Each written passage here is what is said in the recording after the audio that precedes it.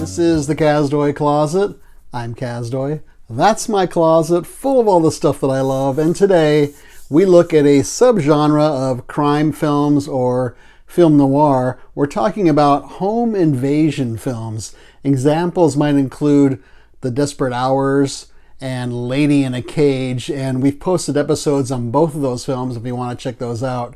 But today's home invasion film is rather unusual because it stars the man in black himself, Johnny Cash. Let's check it out. Today's film is Door to Door Maniac from 1961 in beautiful black and white. This is also known as 5 Minutes to Kill, and that's important. You'll find out at the end why that's an important thing to know. But this is about a hardened criminal who takes the wife of a bank's vice president hostage in her own home while his partner attempts to rob the bank of $70,000. Now, Johnny Cash plays the hardened criminal named Johnny in this film. I was surprised to see a film starring him, especially a crime film. It's his first lead role in a feature film, but he's actually appeared in several TV films, TV movies, and some feature films, sometimes as himself, sometimes playing another character. And unlike the roles that Elvis played in his films, where he was always kind of Elvis type person and protagonist and likable, Johnny Cash here, his character is despicable. He's a sadist, he's a sexist, he's a sociopath. And I know Johnny Cash and Elvis, even though they had similar beginnings as far as the music industry goes, their personas are totally different. I thought he did this film as a favor. I don't know why I assumed that, but that's actually, or maybe he did it for the money, but that's actually not the case. In fact, when the film was facing some budget problems, Johnny Cash himself pitched in $20,000 of his own money to get it made. And at this point in his life, he was heavily into drugs. He had not met June Carter yet, who he credits with getting him off drugs and creating a better life for him. Years later, when somebody asked him about this film, he just said, "I had no idea what I was doing." So how was his performance? Well, at the beginning, it was a little shaky. I was starting to feel a little nervous, a little embarrassed for him because he did a lot of eyebrow acting like this and very twitchy. I thought, what is going on with him? But soon enough, he gets into a pretty good groove and he's fine. And there's no denying his charisma on the screen, of course. He even sings the opening song over the titles. You hear him singing a song called I've Come to Kill, which I've never heard before.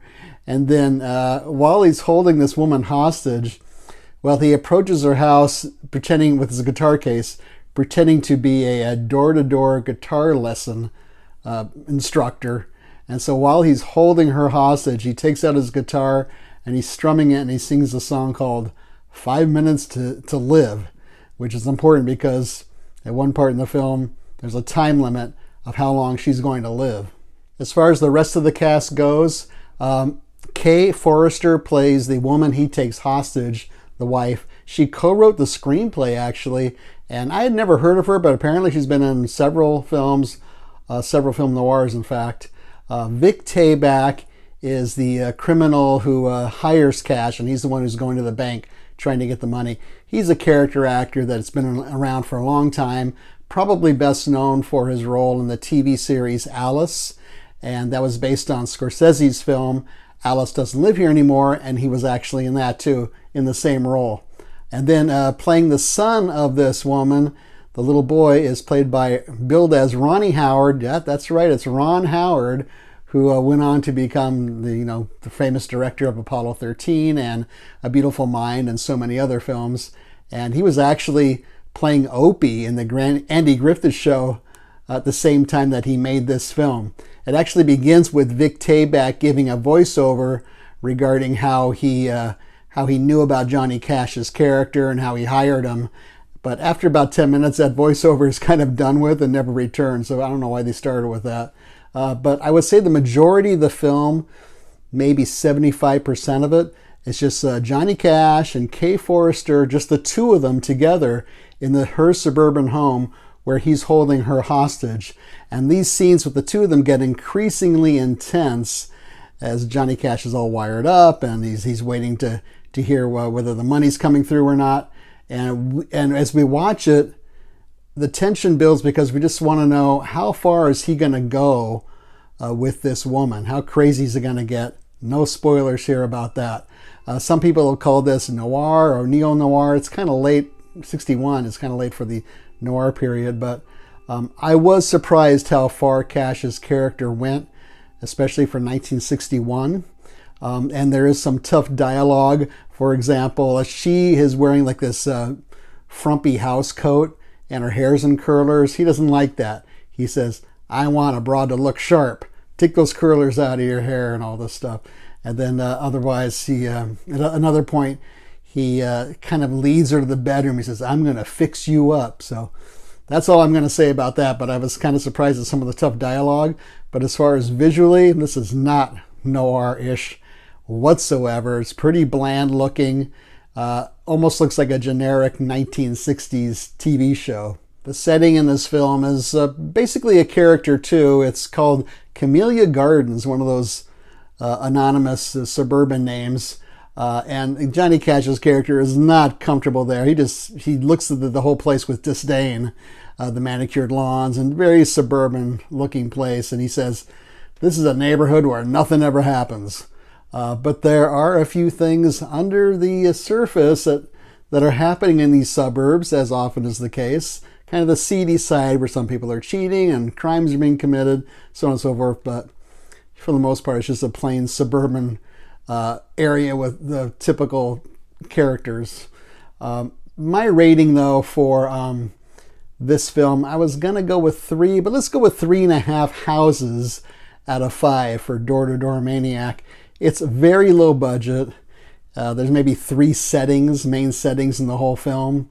But, I like the home invasion films as long as they don't get too violent or crazy like some of the more recent films do. And, of course, if you're a Johnny Cash fan, I'm not a big country music fan, but I appreciate him. And if you're a fan of his, I think you would get a lot out of this. So what's on this disc? This is a Film Masters disc, the Blu-ray. There are 2 discs here with artwork on both because you're going to get 2 films. And the second film is called Right Hand of the Devil. And that is a kind of a heist film. That is a very odd film. It's only about an hour long. This guy named Aram Ketcher, who I never heard of, he wanted to be an actor, wasn't really making it, so he decided to make his own film to kind of stake his claim. So he wrote, edited, produced, directed, and stars in this film, Right Hand of the Devil. And he's kind of a cut-rate Peter Lorre type character, maybe. But at the beginning, I thought, oh, this is really low budget. The dialogue's bad. The acting's pretty bad. And a lot of scenes at the beginning of a guy driving around or a guy walking around, I thought, okay, this is going to be terrible. But then it takes some weird directions, especially near the end. So it's quite a trip, actually. So there are audio commentaries for both films on here, which I did not listen to.